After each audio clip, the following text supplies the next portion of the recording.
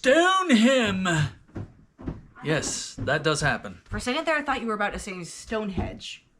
Well, I was thinking of adding that in there, but, it doesn't quite fit the circumstance since they couldn't carry around those blocks all that. If they were superhuman, maybe. Yeah, well, details. Mm-hmm.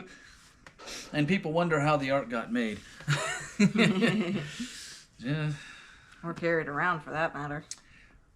No, I'm meaning the Noah's Ark. Oh, that ark, my bad. Chapter 15, various sacrificial ordinances bring forgiveness to repentant Israel, which is a nice thing. It's good to repent. Those who sin willfully are cut off from among the people. I wonder how far that went. Did they leave them behind? Did they just not let them in the camp? Did they burn them at the stake? Yeah, I very seriously doubt that they did that, because that's a devil worship thing. Yep. But if they are cut off from among the people, how does that work? Because the lepers are cast out of the camp so they don't make anybody else sick. But they're not cut off. They're not directly cut off. That's an interesting... Maybe they're given some supplies and set off into the desert on their own. Who knows? That would be sad, but yeah, I don't know. A man is stoned for gathering sticks on the Sabbath day. Harsh, but, they've been told. The Israelites are to look on the fringes of their garments and remember the commandments. What's a fringe? The hem. So the part where your clothes are sewn, like up here? The fringe will be if you have a decorative thing around the hem of the sleeve or pants.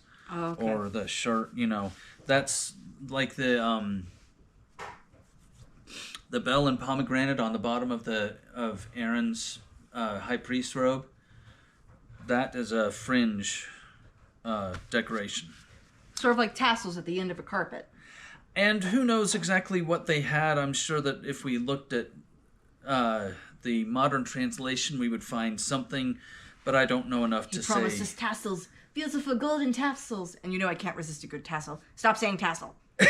Tassel. And the Lord Studio C. Couchville. Oh, that's what it is. And the Lord spake unto Moses, saying, Speak unto the children of Israel, and say unto them, when ye be come into the land of your habitations, which I give unto you, and will make an offering by fire unto the Lord, a burnt offering, or a sacrifice in performing a vow, or in a freewill offering, or in your solemn feast, to make a sweet savor unto the Lord of the herd or of the flock. Then shall he that offereth his offering unto the Lord bring a meat offering of a 10th deal of flour mingled with the 4-part of an hin of oil. So make a paste with grain and flour. And the 4th part of an hin of wine for a drink offering shalt thou prepare with the burnt offering or sacrifice for 1 lamb. Do you think there was ever a time where somebody was like, let me sample this. Yeah, that's good. Before doing the sacrifice? Eli's sons. Touché. I mean, anyone who is as evil as they were, I wouldn't put it past them. Or for a ram, thou shalt prepare for a meat offering 2 tenth deals of flour mingled with the 3rd part of an hin of oil. And for a drink offering, thou shalt offer the 3rd part of an hin of wine for a sweet savor unto the Lord. And when thou preparest a bullock for a burnt offering, or for a sacrifice in performing a vow, or peace offerings unto the Lord, then shall he bring with a bullock a meat offering of 3/10 deals of flour mingled with a half hin of oil. And thou shalt bring for a drink offering 1/2 an hin of wine, for an offering made by fire of a sweet savor unto the Lord. Thus shall it be done for 1 bullock, or for 1 ram, or for a lamb or a kid. According to the number that ye shall prepare, so shall ye do to every one according to their number. This is slightly confusing to me, because we're doing a sacrifice of an animal, or a big offering. What's all of the details with the grain and oil and wine and everything? I don't quite fully understand why that was additional to the animal sacrifice. All that are born of the country shall do these things after this manner in offering an offering made by fire of a sweet savor unto the Lord. Maybe it's reiteration? It's just an additional thing to go with. Maybe because the priests don't have anything to eat but meat, and so we need to give them grains and vegetables and stuff to have. That's the only thing that really makes sense to me. Anyhow, and if a stranger sojourn with you, or whosoever be among you in your generations, and will offer an offering made by fire of a sweet savor unto the Lord, as ye do, so shall he do. So he shall do.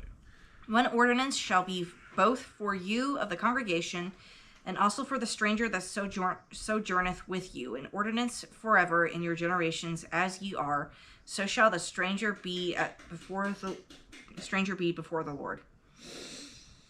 So if you have a person who visits who is following the law of God and offers sacrifices for whatever, then they will do it the same way. So it's not a demon worship or just a misunderstanding worship, I guess. One law and one manner shall be for you, and for the stranger that sojourneth with you, or the same doctrine and ordinances. And the Lord spake unto Moses, saying, Speak unto the children of Israel, and say unto them, when ye come into the land whither I bring you, then it shall be that when ye eat of the bread of the land, ye shall offer up an heave offering unto the Lord. Ye shall offer up a cake of the first of your dough for an heave offering, as ye do the heave offering of the threshing floor, so shall ye heave it. Or just elevate it. That's what the footnote says, elevate. So elevate it to God's temple, something like that. Give it to the... Start just eating meat. I wonder how often they will need a refrigerator or freezer to keep it good. Well, they couldn't. They didn't have that technology. They didn't Maybe have. a cellar. They didn't That's have. why I feel sorry for that. Well, they either cooked it or they slaughtered it and butchered it, and salting it is one option, or smoking it to partially cook it or dry it. So they would have had fresh meat, Jerky. that everyone ate within 12 to 24 hours, or they dried meat, or they smoked meat, which I'm not sure they really had that process in Salted it. understanding. You Yes, already said that. That you could really pack it in a whole lot of salt, but that salt was so expensive back then. Oh. You know, it was literally a form of currency. It was so rare. Salt was worth its weight in gold. Yeah, almost literally. Okay, that I didn't know, but I So- feel sorry they didn't have what they needed back then. They prepared it and dried it in some way so that it wouldn't rot and be inedible. Understood. Of the first of your dough, ye shall give unto the Lord an heave offering in your generations. And if ye have erred and not observed all these commandments which the Lord hath spoken unto Moses, Even all that the Lord hath commanded you by the hand of Moses, from the day that the Lord commanded Moses, and henceforth among your generations. then it shall be, if aught be committed by ignorance without the knowledge of the congregation, that all of the congregation shall offer one young bullock for a burnt offering, for a sweet savor unto the Lord, with his meat offering and his drink offering according to the manner, and one kid of the goats for a sin offering. And the priest shall make an atonement for all the congregation of the children of Israel, and it shall be forgiven them. For it is ignorance, and they shall bring their offering, a sacrifice made by fire unto the Lord, and their sin offering before the Lord for their ignorance. This is something we read in Exodus. I swear we read this. So it Or is Leviticus. reiterating. It may be that we're looking at one of the moments where we wrote it down in this book, but we're going to write another book, so we're going to just repeat it because it's for this other thing, and then it just got all put together. Again, this is the convoluted loops of history in the Bible. I have a question. True. I always thought when they did the sacrifices, they would burn the meat to nothing and not eat it. Is this really what they did, or do they ever eat it at all? 'Cause that's what I thought for so long. This is They weird. are, They burn it as far as reasonable and as possible with the fuel that they have. And they do keep some separate for food. That too. They do take off some for food. But if there is any left that can be harvested to eat at the end of the day, then they will eat what they can. And, I guess they just got used to eating partially burned food. Oh, gosh. Not that they did that a lot, but, there is the story of Eli's sons who would go in with a meat claw and pull off the meat when it was at a really good cooking point and eat that, which was very, very bad for them to do. Mm-hmm. But as far as I know, we did read somewhere where it said at the end of the day, take the meat that is on the altar, anything that isn't cooked, and eat what you can, and then take the remainder and either burn it the rest of the way or take it out of the camp and burn it. I don't remember what that was. There's a lot of muscle on these guys. Well, they just... Lots of protein. Yeah, they ate a lot of stuff. A lot of bread and meat in the scriptures. There is a lot of meat when you're doing animal sacrifice. Multiple per day. Bread too. They do have a lot of bread, yes. And it shall be forgiven all the congregation of the children of Israel and the stranger that sojourneth among them, seeing all the people were in ignorance. And if any soul sin through ignorance, then he shall bring a she-goat of the first year for a sin offering. And this is, I know we read this. I think this was in Leviticus. And the priest shall make an atonement for the soul that sinneth ignorantly, when he sinneth by ignorance before the Lord, to make an atonement for him, and it shall be forgiven him. Ye shall have one law for him that sinneth through ignorance, both for him that is born among the children of Israel, and for the stranger that sojourneth among them. But the soul that doeth aught presumptuously, knowingly... On purpose. Yeah. Accountability. Whether he be born in the land or a stranger, the same reproacheth the Lord, and that soul shall be cut off from among his people. Excommunicated. Again, I wonder how far that goes. Would they still have at least some intermingling with the people, or would they be completely kicked out of the camp? Maybe given a mark saying, you do not interact with this person? Who knows? Because he hath despised the word of the Lord, and hath broken his commandment, that soul shall utterly be cut off, his iniquity shall be upon him. That's pretty harsh. And while the children of Israel were in the wilderness, they found a man that gathered sticks upon the Sabbath day. And I know we read this story, because it was in Exodus 33. Oh, okay.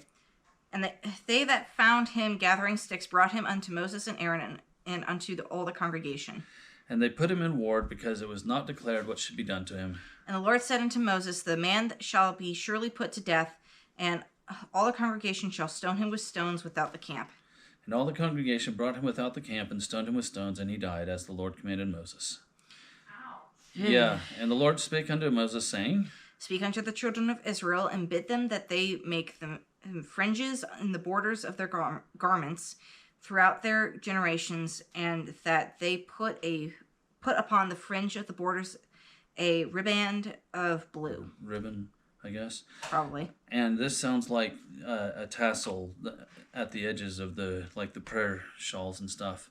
And it shall be unto you for a fringe, that ye may look upon it, and remember all the commandments of the Lord, and do them, and that ye seek not after your own heart and your own eyes, after which ye used to go a-whoring. That ye may remember to and do all my commandments, and be holy unto your God.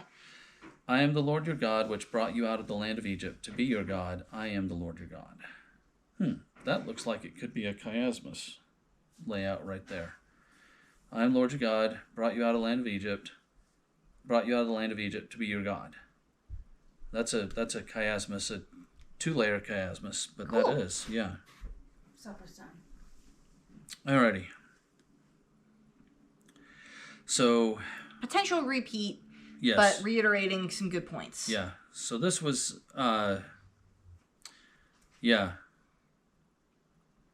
The fringes are new.